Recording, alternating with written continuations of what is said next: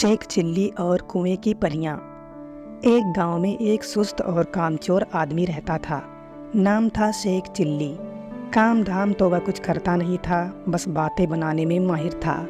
Sheikh chilli के घर की हालत इतनी खराब थी कि वह बहुत दिनों तक तो घर में चूल्हा भी नहीं जलता था। उसकी बीवी हमेशा उससे लड़ती रहती थी। घर की हालत और शेख चिल्ली की हरकतों से परेशान होकर एक दिन उसने शेख चिल्ली को घर से निकाल दिया और कहा कि जब तक वह कुछ काम धाम कर पैसे नहीं ले आता तब तक उसे घर में घुसने नहीं दिया जाएगा। शेख चिल्ली ने अपनी बीवी को बहुत मनाना चाहा, परंतु उसकी बीवी ने उसकी एक न सुनी। उसने 4 रूखी सूखी रोटियां एक पोटली में बांधकर उसको पकड़ाते हुए शहर की तरफ चले जाने को कहा और सख्त हिदायत दिया कि बिना पैसे कमाए घर मत आना। अब मजबूर होकर शेख चिल्ली को शहर की तरफ निकलना ही पड़ा।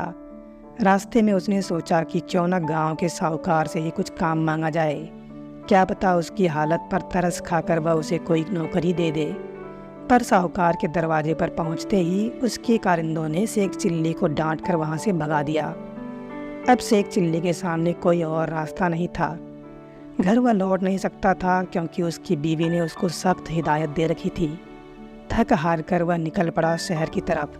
चलते चलते उसको जोरों की भूख लगी। पास ही एक कुआं देखकर उसने सोचा कि थोड़ी देर यहाँ सुस्ता लिया जाए।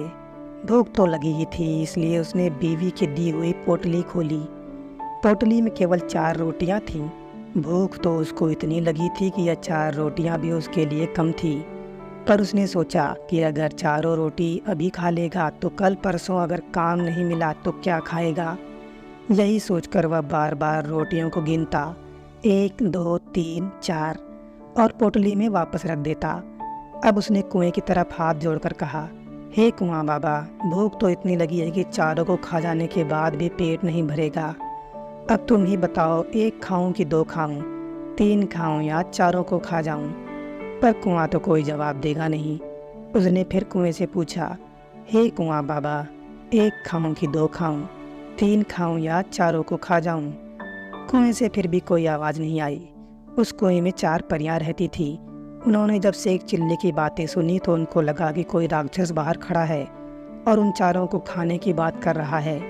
परियां डर गईं और बाहर निकलकर हाथ जोड़कर शेख चिल्ली से बोली, हे दानवराज, आप तो बहुत शक्तिशाली हैं, आप हमें खाने की बात अपने मन से निकाल दीजिए। पहले तो शेख चिल्ली उन परियों को देखकर डर गया, पर तुरंत ही वह सब कुछ समझ गया। अब उसने परियों से पूछा, पर मुझे तो भूख लगी है, मैं क्या करूं? तो परियों ने उसको एक कठपुतला और एक कटोरा दिया और कहा कि यह कठपुतला आज से आपका नौकर रहेगा।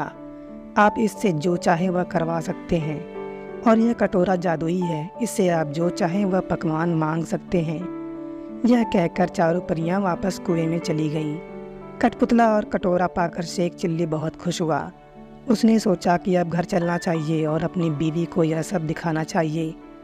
उसकी बीवी यह सब देखकर जरूर खुश हो जाएगी। यह सोचकर वह वापस घर की ओर चल पड़ा, पर घर पहुंचने से पहले ही शाम हो गई और अंधेरा होने लगा। उसने सोचा कि रात किसी गांव में किसी के घर पर बिता लेनी चाहिए। यह सोचकर उसने एक घर का दरवाज़ा खटखटाया। एक आदमी ने दरवाज़ा खोला। शेख चिल्ली ने उससे कहा कि अगर आप मुझे अपने घर में एक रात बिताने दें तो मैं आपको ढेर सारे अच्छे अच्छे पकवान खिलाऊंगा। वह आदमी मान गया। अब जब रात में खाना खाने की बारी आई तो उसने अपना कटोरा निकाला और उससे ढेर सारी अच्छी अच्छी खाने की चीज़ें निकालने के लिए कहा। थोड़ी ही देर में पूरी मेज़ स्वादिष्ट पकवानों से भर गई। यह अजीबोगरीब करतब देखकर उस घर का मालिक हैरान रह गया। खाना खाने के बाद उसकी बीवी जब बर्तन धोने के लिए जाने लगी तो शेख चिल्ली ने उसको रोका और कहा, यह काम आप मेरे कठपुतले पर छोड़ दीजिए। थोड़ी ही देर में उस कठपुतली ने सारा बर्तन धो डाला। शेख चिल्ली का जादुई कठपुतला और कटोरा देखकर उस आदमी और उसकी बीवी के मन में लालच आ गया।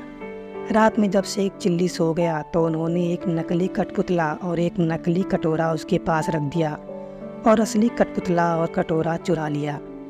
शेख चिल्ली को इसके बारे में कुछ नहीं पता चला। सुबह हुई और शेख चिल्ली नकली कठपुतला और कटोरा लेकर घर की तरफ निकल पड़ा।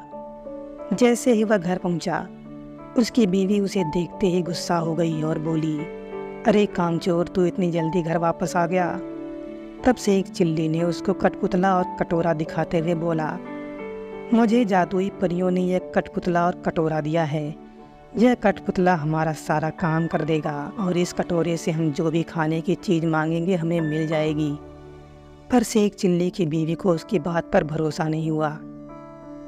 तुम तो ऐसे ही बातें करते रहते हो, करके दिखाओ तो जानूं। हाँ क्यों नहीं, शेख चिल्ली ने तपाक से जवाब दिया और कटोरे और कठपुतले से अपना अपना करतब दिखाने को कहा। पर वह तो दोनों ही चीज़ नकली थी। शेख चिल्ली की बात झूठी निकली। नतीजा यह हुआ कि उसकी बीवी पहले से ज़्यादा गुस्सा हो गई और बेलन लेकर उसकी तरफ दौड़ पड़ी। बेचारा शेख चिल्ली भागा और फिर उसी कुएं के पास जाकर रोने लगा। उसके रोने की आवाज़ सुनकर चारों परियां फिर से कुएं से बाहर आईं। जब परियों ने उससे रोने की वजह पूछी तो उसने सारी कहानी बता दी। परियां हंसने लगीं और बोलीं, हमें तो लगा था तुम कोई दानव हो जो हमें खाने आए हो, पर तुम तो बहुत ही भोले भाले और सीधे साधे आदमी हो।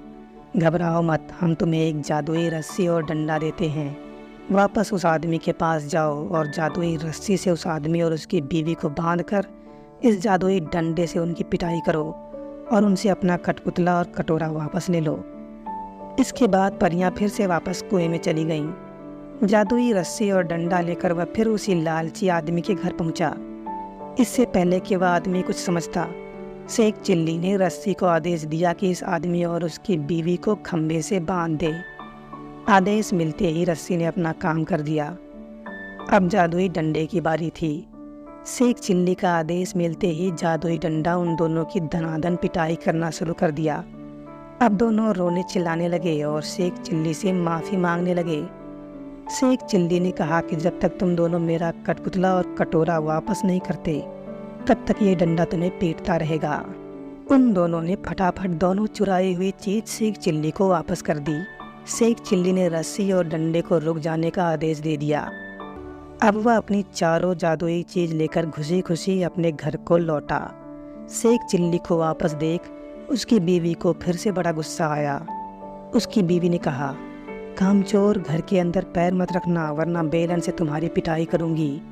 यह सुनकर शेख चिल्ली ने रस्सी और डंडे को आदेश दिया कि उसकी बीवी को कस के बांध दे और उसकी पिटाई करें।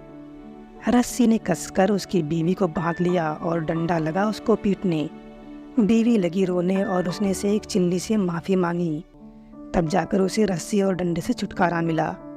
यह सब जादुई करतब देखकर उसकी बीवी दंग रह गई। फिर शेख चिल्ली ने कठपुतले और कटोरे को हुक्म दिया। बस फिर क्या था, कठपुतला उसके घर का सारा काम कर देता और कटोरा उसे मनपसंद खाना बना कर देता। दोस्तों, कैसी लगी ये मज़ेदार कहानी? वीडियो अच्छी लगी हो तो वीडियो को लाइक ज़रूर करना और अगर चैनल पर नए हो तो चैनल को फटाफट सब्सक्राइब कर लेना, जिससे ऐसी मज़ेदार वीडियो आते तुरंत आपको पता चल जाए।